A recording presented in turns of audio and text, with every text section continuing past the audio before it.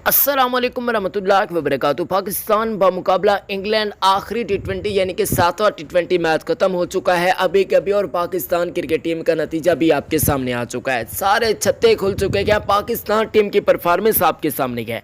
पहला मैच पाकिस्तान का हुआ, लग ऐसे रहा था कि पाकिस्तान इस सीरीज के अंदर ऐसा धांसू किस्म का कमबैक करेगा कि सारे मैच जीत जाएगा। दूसरा मैच पाकिस्तान ने जीता भी सही, मगर उसके बाद पाकिस्तान को शिकस्त का सामना करना पड़ा। उसके बावजूद हमने 2 मैचेस जीते, लेकिन आखिरी 2 मैचेस की जो कारकर्दगी है उसने सारा कट्टा चट्टा खोल के सबके सामने रख दिया, और पाकिस्तान टीम का आईना सबके सामने आ चुका है। पाकिस्तान टीम की परफॉर्मेंस आपके सामने क्या है। इस वीडियो को आखिर तक जरूर वॉच कीजिएगा, क्योंकि कुछ ऐसी चीजें मैं आपको बताने जा रहा हूँ। अगर आप इस वीडियो को आखिर तक देख लेते हैं तो मुझे यकीन है कि आप मेरी बातों से इत्तेफाक कर पाएंगे, कर जाएंगे, मुझे यकीन है। अगर आप इस वीडियो को आखिर तक देखें, तब तक आप अपनी राय का इज़हार मुझे कमेंट्स में जरूर दें कि किस नंबर पर किसको आना चाहिए, किस जगह पर आना चाहिए, कैसे आना चाहिए, और कैसे कैसे किसकी कहां कहां पर जगह बनती है। सारी डिटेल आपने मुझे लिख कर बता देनी है। भाई आप फेसबुक पर देख रहे हैं या फिर यूट्यूब पर देख रहे हैं, आप लोग ने प्लीज़ अपनी राय देनी है, क्योंकि भाई ये सवाल है पाकिस्तान क्रिकेट टीम का और इसका जवाब हम सबको ढूंढना पड़ेगा। टीम मैनेजमेंट तो कुछ नहीं करे, क्योंकि हम सोशल मीडिया पर आवाज़ उठाएंगे तभी काम चलेगा। और आपको एक और बात मजे की बताता चलूँ कि T20 वर्ल्ड कप तक खुदा ना खास्ता अगर पाकिस्तान क्रिकेट टीम के ऐसे ही परफॉर्मेंस रहती है तो इस बात को आज नोट कर लीजिएगा कि पाकिस्तान के ना सिर्फ पूरी की पूरी मैनेजमेंट जाएगी, बल्कि पाकिस्तान टीम के मौजूदा कप्तान बाबर आजम साहब को भी जाना पड़ेगा। इस बात के यकीनन चांसेस हैं। इवन अगर आपको याद हो तो रमीज़ रजा साहब जब नए चेयरमैन बने थे, तब उन्होंने पहले ही कह दिया था कि भाई बाबर आजम एज अ कप्तान सूटेबल नहीं है, इनको अपनी बैटिंग पर फोकस करना चाहिए। लेकिन उसके बाद T20 वर्ल्ड कप के अंदर इनकी बहुत अच्छी कप्तानी, इवन टीम की परफॉर्मेंस देखने को मिली थी। लक था जो पाकिस्तान का चल गया था, और फिर बाबर आजम की कप्तानी भी अच्छी रही थी, आप लोग भी जानते हैं। इवन सरफराज अहमद की कप्तानी को हटाने के हवाले से उस डिसीजन पर भी रमीज़ रजा साहब ने तनकीद का निशाना किया था। अब मौजूदा स्क्वाड की बातचीत करते गए तो तकरीबन 6 से 7 तब्दीलियां होनी चाहिए। पूरे के पूरे पाकिस्तान के बैटिंग ऑर्डर को तब्दील करना चाहिए। गो कि हम शान मसूद के साथ जा रही है, लेकिन यार शान मसूद भी इतने सूटेबल नहीं है, और मुझे नहीं लगता कि वो इतने परफॉर्म कर पाएंगे। क्योंकि आज भी अगर देखते हैं तो ठीक है, उनका अटेम्प्ट काफ़ी अच्छा था, लेकिन वो नहीं था जिसकी हम तवक्को कर रहे थे। वो नहीं था जो इंग्लैंड का था, वो नहीं था जो कि ऑस्ट्रेलिया का होता है। और मुझे बड़े अफसोस के साथ कहना पड़ रहा है कि इवन हमारे वो हमसे हैं, लेकिन कहना पड़ेगा यार, तारीफ करने वो अच्छी भारतीय क्रिकेट टीम सही सुनने के क्या, रोहित शर्मा वाले इंटेंट इनके अंदर नहीं थी, KL राहुल वाली नहीं थी, सूर्य कुमार यादव वाली तो हरगिज नहीं थी यार। ऋषभ पंत हो गए, इन जैसे दिनेश कार्तिक यानी सोच ही नहीं सकते मेरे हिसाब से। बाबर और रिजवान के अलावा तकरीबन पाकिस्तान का पूरा बैटिंग ऑर्डर तब्दील कर देना चाहिए। अब मुझे पता है अक्सर लोगों ने कहना इफ्तिखार ने बड़ी अच्छी परफॉर्मेंस कम जरा है क्या, साकिब भाई बैटिंग नहीं कर सकता तो बॉलिंग तो कर रहा है ना बेचारा, विकेट्स तो लेकर दे रहा है।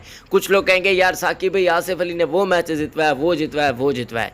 ठीक है यार, लेकिन इस वक्त की बातचीत करते हैं तो अभी मेरे हिसाब से पाकिस्तान को इन खिलाड़ियों से कोई ज़रा बराबर भी फ़ायदा नहीं पहुंच रहा, उल्टा नुकसान हो रहा है। पाकिस्तान का नाम ये रोशन करने के बजाय उल्टा पाकिस्तान का नाम डबोने पर तुले हुए हैं। पाकिस्तान की पूरी मैनेजमेंट को धोना पड़ेगा। आखिरी इनके पास मौका है ट्राई नेशन सीरीज का। खैर, हम खिलाड़ियों पर बातचीत करने जा रही है जिनको आना चाहिए पाकिस्तान टीम के अंदर। नंबर 1 इमाद वसीम, देख लो यार, मुझे पता है अक्सर लोगों ने कहना है साकिब इसकी तो ज़रूरत नहीं है, नवाज़ है ना अपना।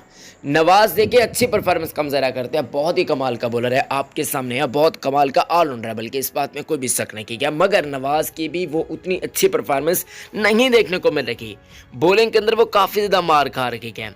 एक आध मैचेस उन्होंने जितवाए नहीं, बल्कि बहुत ज़्यादा मैचेस जितवाए हैं, इस बात में भी कोई भी शक नहीं किया। मगर इमाद वसीम का टीम के साथ होना बहुत बड़ी बात है। मुझे यकीन है आप चाहे जो मर्जी जैसी मर्जी बात कर लो, जितनी मुझे पर तनकीद कर लो, लेकिन बात यहाँ पर मैं बिल्कुल सही कर रहा हूँ। इमाद वसीम पहला ओवर भी फेंका करते थे, अगर अब सरफराज अहमद की कप्तानी को याद करते हैं, और इवन बैटिंग में भी काफ़ी अच्छी परफॉर्मेंस का मुजाहरा करते थे।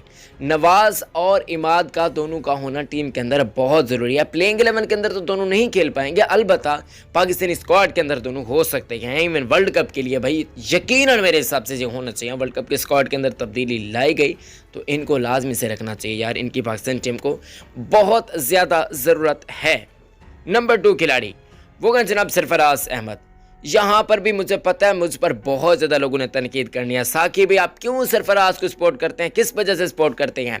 मैं आपको याद दिलाता चलूँ कि सिर्फ एक सीरीज़ की वजह से सरफराज अहमद को टीम से बाहर किया गया था, इवन कप्तानी से हटाया गया था, वो थी श्रीलंका के खिलाफ व्हाइट वॉश।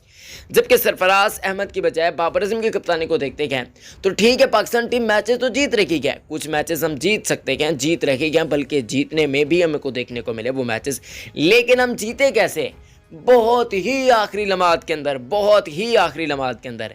तकरीबन हम हार चुके होते हैं। एशिया कप वाले सारे मैचेस उठा लें जो हमने जीते हैं, तकरीबन ऐसे ही था। बहुत ही कम ऐसे चांसेस थे कि हमने सही तरीके से मैच जीते। इवन सर बाबर आजम का सरफराज अहमद के साथ होना बहुत बड़ी बात होगी मेरे हिसाब से। सरफराज बाबर आजम को ये सोचने वाली बात होगी।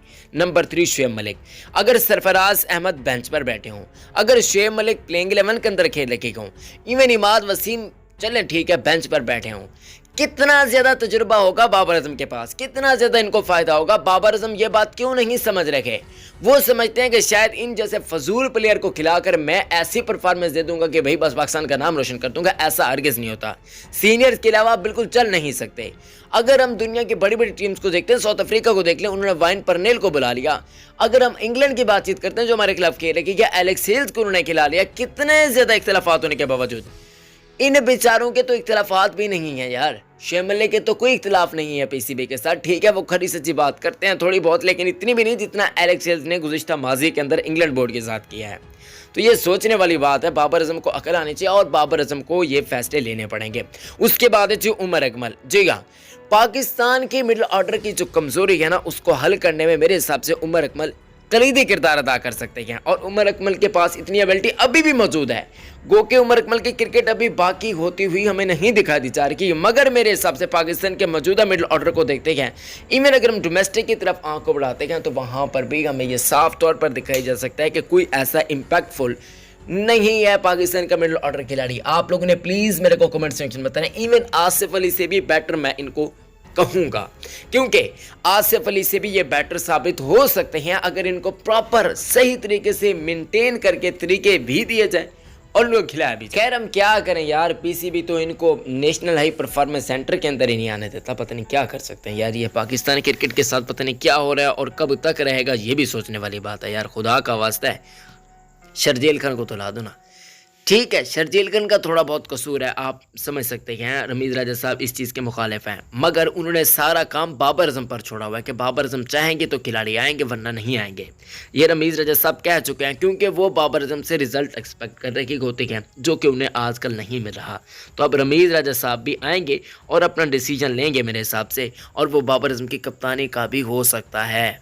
बहुत बड़ी मीटिंग होने जा रही है, या ट्राई नेशन सीरीज़ या फिर T20 वर्ल्ड कप के बाद बाबर आजम की कप्तानी भी जा सकते हैं। उसके बाद है जी हारिस सुहेल का नंबर, मेरे हिसाब से हारिस सुहेल को भी पाकिस्तान टीम के अंदर होना चाहिए। अगर आप इन सभी को मौका नहीं दे रहे तो इस बेचारे को तो मौका दे दो, ये डोमेस्टिक के अंदर परफॉर्म भी कर रहा है और मेरे हिसाब से ये भी सूटेबल है पाकिस्तान के। इवन बॉलिंग ऑप्शन भी है, इफ्तिखार अहमद से तो 1000 दर्जे बेहतर हैं। साथ ही साथ अगर हम खुशदिल को देखते हैं तो ये मेरे हिसाब से बहुत ज़्यादा बेटर हैं, बहुत ज़्यादा बेटर हैं और इवन एक्सपीरियंस भी है। और भी कोई खिलाड़ी रह चुका है तो प्लीज़ मुझे कमेंट्स में ज़रूर बताइएगा आपकी राय, सर आंखों पर आपकी राय की भरपूर ज़रूरत है। कमेंट्स में अपनी राय दें, वीडियो को लाइक करें, चैनल को सब्सक्राइब करें, अपना बहुत ज़्यादा